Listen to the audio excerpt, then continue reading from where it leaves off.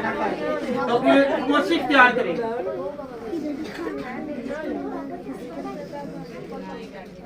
कौन कौन चाहता है कि मेरी बरकत बढ़े? आज मैं खुश हूँ इसलिए कि जब इस मोहल्ला में चर्च नहीं था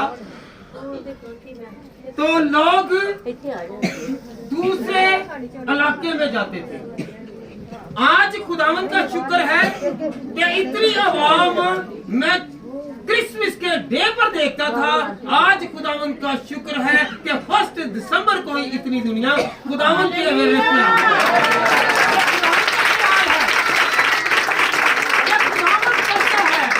खुदावंद बढ़ाता है और खुदावंद चलाता है और खुदावंद का नूर टपकता है। हालेलुया।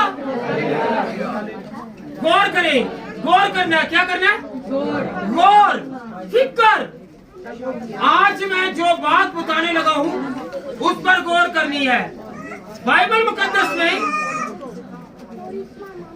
इधर मेरी तरफ देखें, बाइबल मुकद्दस में सालगिरह का जिक्र है। किसका? सालगिरह का जिक्र है। क्रिसमस जो है ये भी हम सालगिरह के तौर पर हर साल मनाते हैं, खुशी मनाते हैं और ईद मनाते हैं।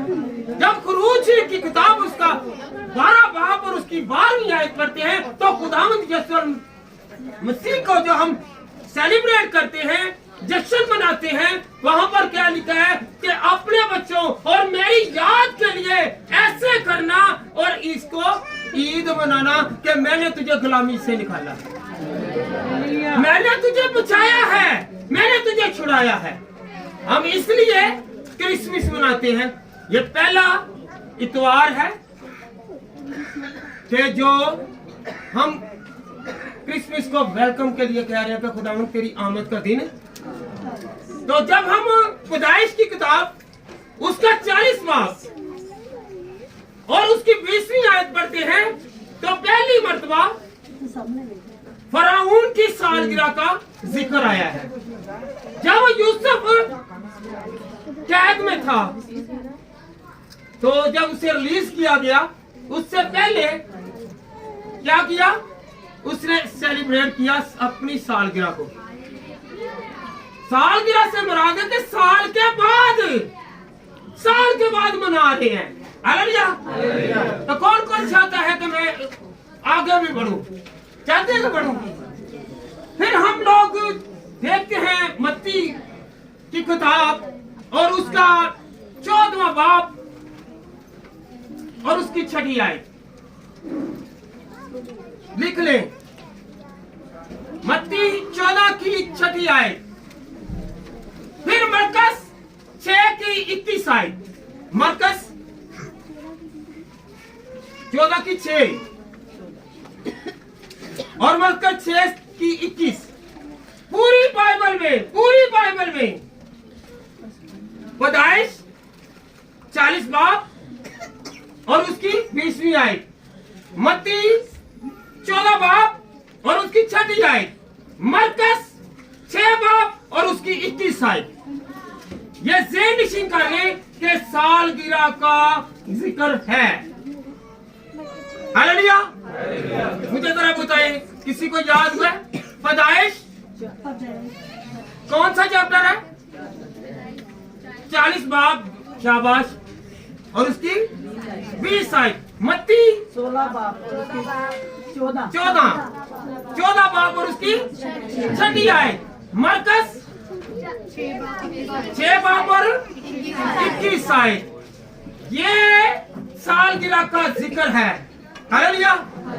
जब भी आपको कोई कहे कि सालगिरह का जिक्र, जब हम मत्ती 14 बाब उसकी 6वीं आयत, मरकस 6 बाब और उसकी 21 आयत को देखते हैं, यहाँ पर हेरोदिस बादशाह, पता आपको, यूहन्ना बपतिस्मा देने वाले का सर कटवाया, उस वक्त ये सालगिरह मना रहा था। हालेलुया। जब हम गौरव फीक करते हैं कि खुदावंद, आज हम सीख रहे हैं। कौन कौन सीख रहा है? सीखने आए हैं। कल को आप मसीह हैं, कोई पूछते हैं आपका सालगिरह, तो आप कह सकते हैं कि इसका जिक्र फलां फलां चैप्टर में फलां फलां बुक में है। हालेलुया। तो आज हम किसके लिए इकट्ठे हैं? खुदावंद को याद करने के लिए। कि खुदावंद तेरा मैं वेलकम करने के लिए आज आया हूँ। आज हमें क्या करना है? अपने हाथों में जैसे किसी को वेलकम करते ना, वो प्लेटें पकड़ते हैं, पकड़ देना। जेड़े कोई भैन बड़ा शौक हुंदा कि मैं थाली फड़ के सामने बैठ खलोवां, हुंदा है ना। ते हुण ते जो यीशु मसीह दी आमद आवे तो कोई बाइबल फड़दा नहीं। यीशु दी आमद दा मतलब कि ए थाली तुहाडे कोल होनी चाहिदी है। Hallelujah hallelujah hallelujah. ए थाली बड़ी मुबारक है। ਇਹਦੇ ਵਿੱਚੋਂ फूल निकलते हैं। क्या निकलते हैं? क्या निकलते हैं? फूल। बारिश आती है और ये ऐसी बारिश है कि जिससे हम लोग ग्रोथ करते हैं, हम लोग बढ़ते हैं, हम तरक्की करते हैं, हमारी खामियां सामने आती है और खुदावन हमें तरबियत करता है, नसीहत करता है कि हम लोग क्रिसमस को सेलिब्रेट तो करते हैं। और सेलिब्रेट करना ऐसा नहीं है कि कपड़े पहन लिए तो ये ईद है, ये क्रिसमस है, ये त्योहार है, ये जश्न है। नहीं, तो खुदावंद के कलाम में मरकूम है। जब हम लूका तबीब की किताब उसका दूसरा बाब उसकी 9वीं आयत से लेकर 16वीं आयत तक पढ़ते हैं तो खुदावंद के कलाम में मरकूम है, लिखा हुआ है कि फरिश्ता आया। क्या आया? फरिश्ता आया। उसने कहा सलाम तुझ पर। हालेलुया। जितने चरवाहे गडरिए उन पर क्या, तुम पर डरो मत। सलाम का मैंने सलामत रहो, डरो मत। हालेलुया। तो फिर क्या करना है? हमने भी एक दूसरे से कहना है डरो मत। एक दूसरे कहें जरा डरो मत, खुदा तेरी देखभाल करेगा, मेरी देखभाल करेगा। हालेलुया। तो फिर क्या हुआ? उन्होंने जल्द अज जल्द क्या किया? उन्होंने कपड़े नहीं पहने। हम समझते हैं कि कपड़े पहन लेने से ही हमारा क्रिसमस है। कपड़े हो या ना हो, आपके दिल में यीशु की मोहब्बत जिंदा रहना चाहिए।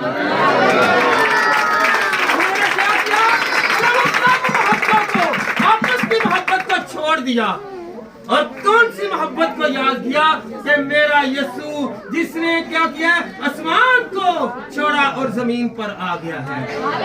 उन्होंने कपड़ों की तरफ नहीं देखा, उन्होंने कपड़ों की तरफ नहीं देखा। जब आप बखूबी जानते हुए इसे पढ़ेंगे भी तो आपको मालूम होगा कि वो निकले और कहां पर आए? हेरोदिस बादशाह के पास भी गए। हेरोदिस बादशाह के पास भी गए